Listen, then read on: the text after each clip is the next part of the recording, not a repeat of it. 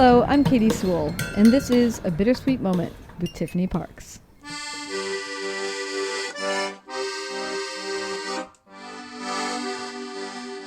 Hello and welcome to The Bittersweet Life. I'm Tiffany Parks, and this is your midweek Bittersweet Moment. Today, I dropped off Aurelio for his first day of first grade. Allora, iniziamo questo anno scolastico accogliendo I bambini di prima dalla materna. Fanno un primo passo, salgono 2 rampe di scale. Poi saliranno altre, poi altre ancora. As you can expect, I'm a little bit emotional about it. I will try to hold it together during this mini episode and not start crying. No guarantees, but I will try. So I thought I would talk a little bit today about the differences, or at least the ones that I have recognized so far, between Italian and American elementary school. Number one difference, which you can tell from the date of the publication of this episode, is that Italian school starts way later than American school. When I was in Los Angeles last month, my niece and nephew had already started school, and it was only mid-August. And I think in some places in the U.S., they are even starting earlier than that. Do they get out way later than American school, you're probably thinking? No, actually, they get out even earlier than American school. So usually kids finish elementary school at least, but I believe that it's the same all the way up through high school, around the end of the first week in June. When I was a kid, we started at the end of August or the beginning of September, and we finished around mid-June. I'm not sure when kids finish in the States these days, but I feel like it's sometime in June. Italian kids are finishing around the same time, if not earlier. So a shorter school year. It's really only 9 months or 9 months and a week, which to me seems very short, but they make up for it by giving kids homework during the summer. Isn't that wonderful? I haven't had to deal with that yet, but next summer I will. So we'll see how that goes. I'll keep you updated. Speaking of homework, they start giving homework to Italian school children as young as first grade. I believe that in the United States, they are starting to realize that homework is not helpful for that age group. Homework has dramatically increased in the States as well, from what I understand, especially the younger kids. But I think they've finally, just in the last few years, realized that actually little kids, first, second, third grade, do not benefit from homework in the least. So I'm quite upset about the fact that he's going to be getting homework right away in first grade. I wasn't sure. I knew that they do give a lot of homework in Italy, more than in the United States, but I was sort of wishful thinking, I guess, that it wasn't going to start until second or third grade, but had the big, long, endless meeting with all the teachers and new parents last week, and come to find out there will be homework every week for almost every subject.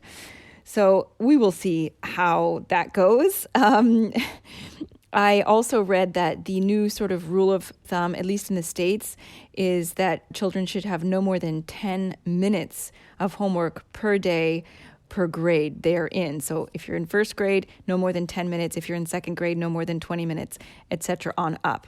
So we'll see how that compares. I'm interested to know, very interested, but I guess I'll find out shortly. I have a kid who, like probably most kids around his age, has a hard time concentrating. So we'll see if we can get his homework done in a reasonable time. And I say we because I have no doubt that I will be helping out with the homework. Italian schools are famous for like the parents doing the homework for the kids. And I always thought that was ridiculous. And I always said I would refuse to do that. But, we will see. And speaking of parents doing things for their kids, and that's kind of an Italian thing. You'll see it all the way up through adulthood, far into adulthood. Parents of adult children doing things for their children that really the children should be doing themselves, whether it's an old lady doing her 40-year-old son's laundry, situation that I encountered a long time ago. I'll tell that story someday on the podcast. Or parents doing their kids' homework. It's universal in this country. But one thing that the parents almost always do for their kids, especially if they're in elementary school, is carry their backpacks. And this is something that I've been seeing, since I moved here. I used to have to walk by an elementary school on my way to the bus stop years ago when I lived in Trastevere. And I just remember always seeing the mom wearing the backpack. And I always thought, I can't believe that parent is wearing the backpack and their kid is just skipping along the kid should be having the responsibility of carrying the backpack. And I saw this with my mother-in-law as well, with my much younger sister-in-law. When she was still in elementary school, my poor mother-in-law was always dragging this bag around. But there's a reason for it. And it's the same as the reason for, maybe I should say the justification for Italian parents doing their kids' homework. And that is they've got tons of books in their bag. Italian schools famously, they have a book for every single subject, and most schools don't have lockers. Aurelio's school is one of the rare schools that does have a little locker in the hallway outside the classroom, so I'm hoping that he won't have to take all of his books back and forth. But those backpacks get very, very heavy. So, when you do have a 6-year-old kid and they're expected to carry this massive, heavy backpack, now that the shoe is on the other foot and I'm a parent of a young child in Italy, I'm starting to understand why the parents carry their kids' backpacks. I will resist as long as I am able. You have my word on that. Another difference between Italian and U.S. elementary school is that the day is much, much shorter. They have different variations on the schedule. Not all schools do it the same way. Some schools even have Saturday school, believe it or not. My husband went to school on Saturday mornings. In some schools, if the school has a shorter day, meaning it ends just before lunch, then they'll have school on Saturday to make up the hours missed. Our school has 2 long days until 4 p.m. and 3 short days. And you can choose as a parent if you want your child to stay for lunch, if you want to pick your child up before lunch and give them lunch at home on the 3 shorter days. There is an after-school program for the other 3 days, so that if you are a parent who cannot pick your child up before 4 p.m., you can leave them until 4 p.m. every day. And on those 3 days, on the shorter days, they just do homework on those after-school days. So there is lunch offered every day, but as a parent, at least at my child's school, you can decide if you want your child to stay for lunch on those short days or not.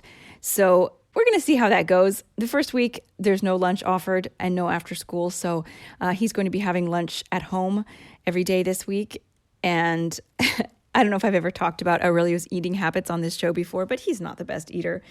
I kind of tear my hair out when I'm trying to get him to eat. So I'm really hoping I'm going to be able to send him to school for lunch every day. That would be just so much easier for me. But it, of course, will depend on how well the lunch goes. But I am optimistic as he's finally a little bit older and finally eating a little bit better. Another difference, religion is taught in public schools. Now, Aurelio is going to a Catholic school, but I know from experience with my little sister-in-law that even at public schools, they teach religion. And it is not required, actually. You can opt out of it as a parent. If you don't want your child studying religion, you can have them do some other activity at that time. I think it might have been required until recently, but it is not required anymore. Most parents do have their children study religion, though.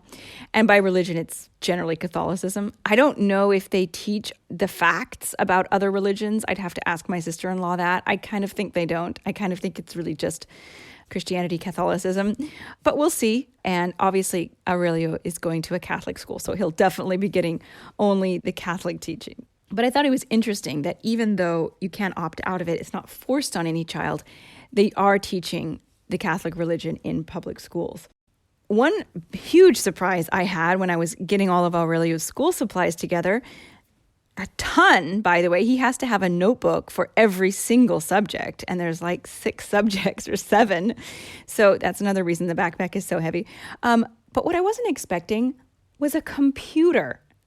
We have to buy a laptop computer for our 6-year-old child.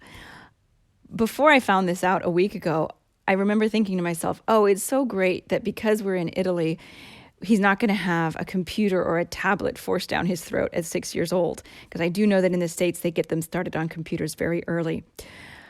But alas, he is having a computer forced down his throat at 6 years old. And I mean, he's thrilled. Trust me, he is so excited he's going to have his own computer.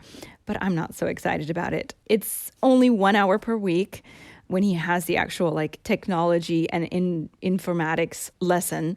But I still think screen time for little kids, aren't we supposed to be avoiding that? I don't know. I'm not sure. I'm interested in your guys' thoughts, especially those of you who have little kids, what you think about the teaching of computers at the first grade level. Last thing, the second to last thing, is that children, even children who are mother tongue English speakers like my son, are required to take English class, as in English as a second language, where they start with, hello, my name is.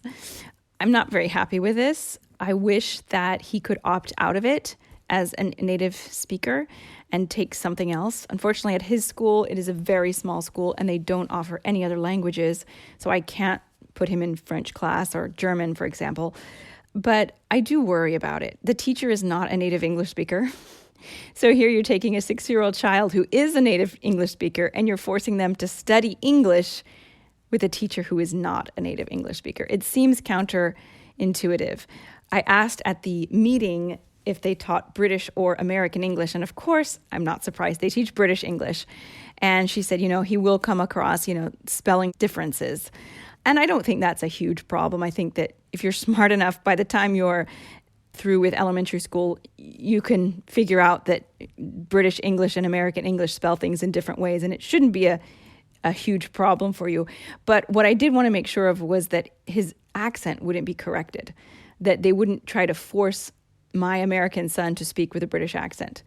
That said, I know that the teacher, when she speaks English, will speak with a British accent. So we will see if he picks it up. I have a friend who has 3 children, and they studied at a British international school in their formative years. And despite the fact that both of their parents are American, they both picked up British accents when they were little. Eventually, they lost them after they left that school. But the school is very influential in that way. So we'll see how that goes, and we'll see how bored Aurelio will be having to learn my name is and how are you when he already speaks English at a very high level. The very last thing is the famous grembiule. The grembiule, this means smock in Italian. It is something that almost all Italian school children have to wear. What it is basically, it's what the word implies. It's a smock. It's a long cotton garment that goes to about the knee length. It has really no shape to it. It has buttons up the front. It has a little Peter Pan collar, and usually the smock is dark blue, although sometimes they can be white. And very rarely you'll see little girls wearing pink ones, but usually all the children wear blue. And the little Peter Pan collar is often white or pale blue. It completely covers the kids' clothes, except for maybe the bottom of their pants. The idea is, of course, to keep them clean, keep their clothes clean while they're at school, and also to serve as a type of uniform. And I'm all about the uniform. I like the uniform, but this smock, if I were a kid, I would not want to wear that thing. And when we went to order Aurelio's uniforms, because at his school they do have a separate uniform for certain days of the week when they do sports, so it's more sporty uniform. When he tried on the grembiule, he was mortified. He said, "I can't wear this, Mama. I don't want to wear this. You can't make me wear this." I had to assure him that every single child in school would be wearing that on the days in which they don't do sports. When I found out that because the school is quite hot, it's quite a warm building, they don't make them wear the grembiule until the beginning of November. When I told him that, he was so relieved and so excited. So I can't share a photograph of him wearing his smock because he will not start wearing it until the beginning of November. But I will try to dig up one of my husband wearing it. Might as well embarrass my husband since I can't embarrass my child. So these days, kids really only wear the grembiule during elementary school. But in my mother-in-law's day, they wore them in middle school as well. I will try to get a photo of her wearing one if I can. This has been your midweek Bittersweet Moment. Thank you for listening and join us again. Bye. Do you have a topic you want us to explore? Send your requests. We love to hear what you want to know. Visit thebittersweetlife.net and contact us with your questions, your adventures, your observations, your favorite episodes. We love hearing from you. You can also find us on Facebook, Instagram, and Twitter. Just search for the Bittersweet Life Podcast.